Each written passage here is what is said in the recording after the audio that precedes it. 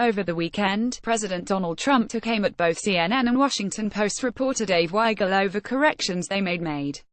Trump called on Weigel to be fired for tweeting out and deleting a misleading photo from Trump's Pensacola rally. Meanwhile, POTUS also wanted punishment doled out to CNN reporters for a correction in their botched WikiLeaks report. During this afternoon's White House press briefing, White House Press Secretary Sarah Huckabee Sanders was bombarded with questions from a number of reporters, most notably CNN's Jim Acosta, over the president's cries of fake news. Politico's Matthew Nussbaum got things started when he brought up Trump's ragetweets on Weigel, asking Sanders why POTUS is silent on actual disinformation campaigns from Russia and others. Look, the president is simply calling out a very direct and false accusation lodged against him, Sanders responded.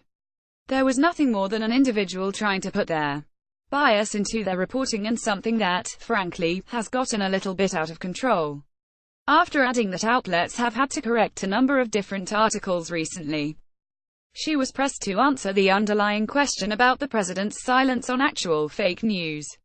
She merely claimed she hadn't talked to the president about that issue. Acosta then took the baton and the press more or less derailed. Acosta pressed her by noting that journalists make honest mistakes and that doesn't actually qualify as fake news.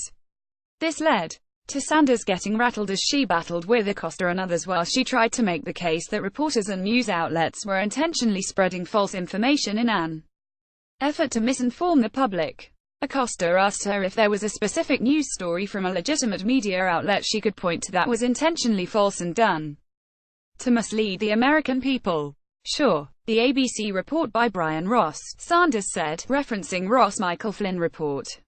I think that was pretty misleading to the American people, and I think that it's very telling that that individual had to be suspended because of that reporting. I think that shows that the network took it seriously and recognized that it was a problem. It should be noted that there's no evidence Ross's report was intentionally misleading. He misreported that Flynn was going to testify that then-candidate Trump told him to contact Russian officials. He later corrected it to President-elect and was suspended for violating the network's editorial procedures. Acosta then pointed out that he wanted to ask another question, but Sanders said he had already used his turn up. As Acosta attempted to ask that question, Sanders ignored him, instead going to another reporter speaking over Acosta. Watch the clip above via CNN, image via screen grab. Follow Justin Baragona on Twitter at Justin Baragona. You have a tip we should know. Tips@mediaet.com